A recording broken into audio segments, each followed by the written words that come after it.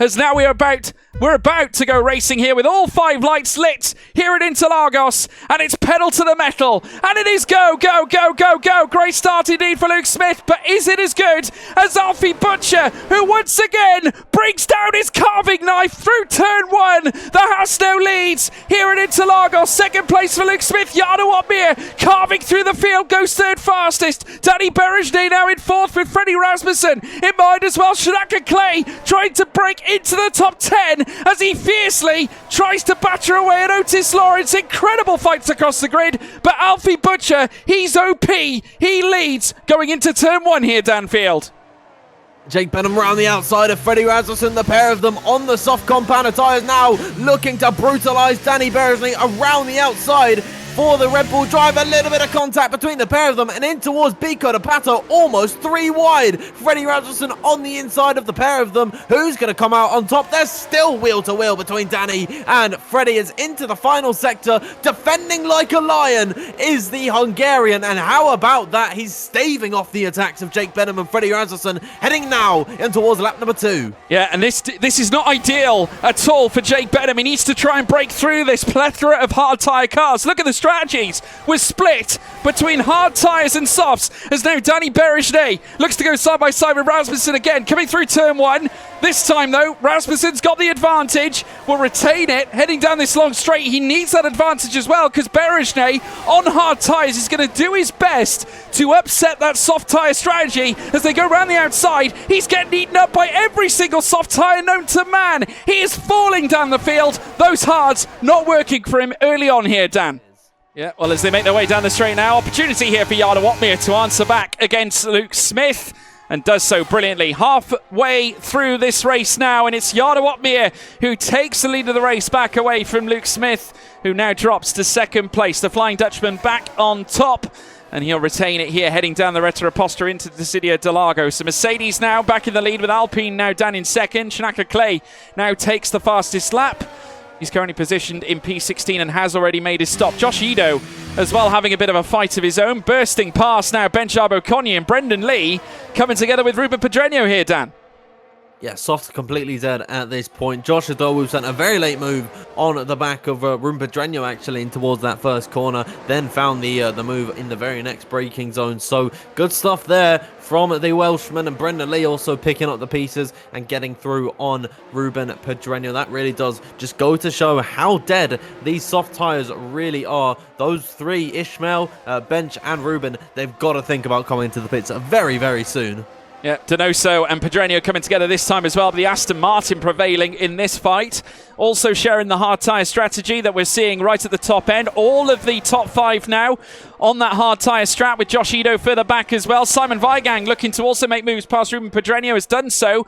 Another 3 cars coming to the pits, and that's Ishmael Fassi, Benchab Okonie and Ruben Pedreño. The remaining soft tyre drivers, or those that took the soft tyres on the initial stint, coming in now. So there'll now be no more soft tyres on this circuit of Interlagos. We have now got a situation where the top 9 are all on hards, with the rest all now on medium tyres. Certainly well, riding on board with the Chilean Fabrizio Donoso, currently sat in P7 and chasing after Brendan Lee. These two have immense history. All the way back in 2017, they fought to the bitter end for the 2017 title, and into the pits comes Jarno Opmeer, our race leader. Luke Smith as well in the pits, as is Otis Lawrence. So a very key moment in the race now, as we anticipate those on the medium tyres to take the race lead, at least in this initial stage. Lap 21 of 36. There's Alfie Butcher. Now where is everyone else going to filter out? I can look further down. Jarno now operating around P12. He's making his way out to the pit lane.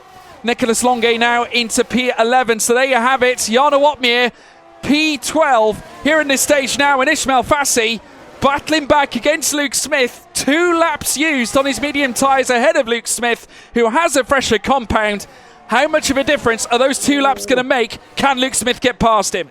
Jarno is taking advantage. He is already all over the back of Joni Tormela and Barry Borman, and I think the Dutchman, he could sense maybe a double move here. Could well be. Right on the heels of the veteran Joni Tormela as well. Has been on the scene for many, many years and is making a move this time on Barry Borman, should I say. Wheel to wheel they go. A double overtake seen already, heading through towards turn 1. Tourmala jettisoning past the Ferrari. Jarno follows him through. Jarno will have his chance on Tourmala, heading down the long straight at the Retro-Aposta, and he will not be opposed to making a move in towards Decidio del Lago, where it lights up for the Mercedes. Otmir now on a one-way trajectory, and it's an uphill one. He's now up to P6 with Freddie Rasmussen next on his list. Absolutely, he's already had one so far this season as there's some great battling heading up for Giro. Thomas Ronhart around the outside of Luke Smith. Thomas, of course, on very fresh medium tyres in comparison to the likes of Barry Burman, but these two level footing at the minute. Thomas Ronhart not taking no for an answer. He'll go up the outside of Luke Smith, and there it is. Luke Smith sending the move on Barry Burman, and Thomas Ronhart going to feel very hard done by. Yeah, Luke Smith with a fantastic move down here. So managed to switch it back, found the tighter line, and also the line heading through the middle sector through towards turn 11. Fantastic display there from the Alpine. And we'll be looking for yet more points now. Frederick Rasmussen back on the attack. And look at this, complications further up as well, as we see wheel-to-wheel action between Shanaka Clay and Frederick Rasmussen, and Clay trying to mould yet another defensive effort. And here's Jarno. And has managed to do it as well. And look who's joined the train. The Flying Dutchman is on the tail. So with all the battling that Rasmussen has tried to put on Shanaka Clay, it's opened the door for the Mercedes. So whilst they've got a Mercedes in P2, there's now one in P6, and on the tail of this lead 5-car train. Jarno Otmir is about to cook. He's got 5 lap freshers than Shanaka and Freddie at this point, and he's going to have a field day very soon. Freddie Rasmussen with a very bold move on Shanaka Clay in towards Pinarino. They go. Jarno can't quite find a way through, but he'll pull the switch back into the grass around the outside for the Flying Dutchman on Shanaka Clay in towards Big Cotabato. They go. What a move. Welcome to the top 5, Jarno. Well, I told you, he's the ultimate opportunist. It's not the first time we've seen it, but he's done it again. Heading through the Pinarino at turn 9 and through turn 10 in towards turn 11 at the Marullo corner, as now once again he chases the top 3. Jarno Otmir now at the head of the table, here looking to once again pull himself to the head of the Brazilian Grand Prix table for the first time, as now he chases down after Alvaro Carreton, winner back in season 27 and having a great race in P3 after a devastating undercut. But how worn are those tyres? Because I can tell you the Jarnos are nearly half a lifetime fresher than Carreton's. Here comes now Jake Benham to make it double Mercedes delight, heading in towards lap 29. Benham leads at Brazil with Jarno Otmir following suit. A devastating race for the Black Arrows as they look to chase maximum points. And they'll begin lap 31 of 36. Benham still in control, but for how much longer as now Alfie Butcher looks to open the door. In towards turn 1, he will take the race lead. Jarno Otmir follows him through for P2. So now it's the impending 3rd race win in a row potentially on the table for Jarno Otmir if he can undo Alfie Butcher's lead at the front of the order. As they burst down the Retro-Aposta, Mercedes now 2 and 3. They're queued up in behind, and Alfie Butcher has got to try and put his best defensive helmet on to be in with a chance of winning here at Interlagos. Mercedes playing with their food here. George Jarno Otmir could have easily gone for that move with the DRS and 78% in the battery. Alfie Butcher, though, remaining in the lead. It's very level in terms of the battery between these two, hovering around that 80% point. But the big difference maker is that Jarno Otmir has 5 lap fresher medium tyres. Alfie Butcher going to be in a very difficult position come the end of this Grand Prix. Jake Benham is also going to try and look to snatch P2 potentially from Alfie Butcher, and it's all to play for at this point. This is when the guys, they've got to try and recuperate until the last few laps of this race and then go on the attack.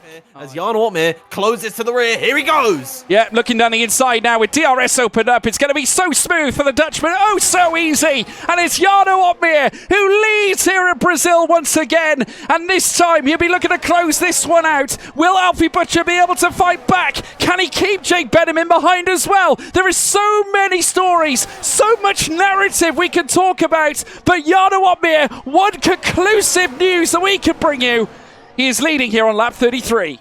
It's going to be win number 4 of this season. 3rd in a row for Jarno Otmir. No one can stop him now. Yeah, he's coming up to the line, and let's say it now, 5th enters it here to this Brazilian circuit, but for the first time in PSGL PCF1 history, Jarno Opmeer has won the Brazilian Grand Prix here at PSGL. It's 3 wins on the bounce, 4 wins in total. Title up for grabs, but is it all home and host? We'll find out in the remaining races, but one thing's for sure, OP Mir succeeds here at Interlagos.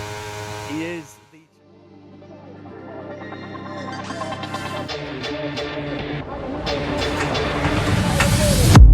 Desperately trying to hang on. He's got the inside. Opmeer is through on the left-hand side. Pumps the apex, gets on the power nicely, and that is job done. Jarno Opmeer now to the last couple of corners now. His finest drive, his greatest drive, and he's done it at the Circuit of the Americas. He returns to the top step of the podium. Once again, the GOAT is back. Jarno Opmeer wins the US Grand Prix in a stunning Grand Prix.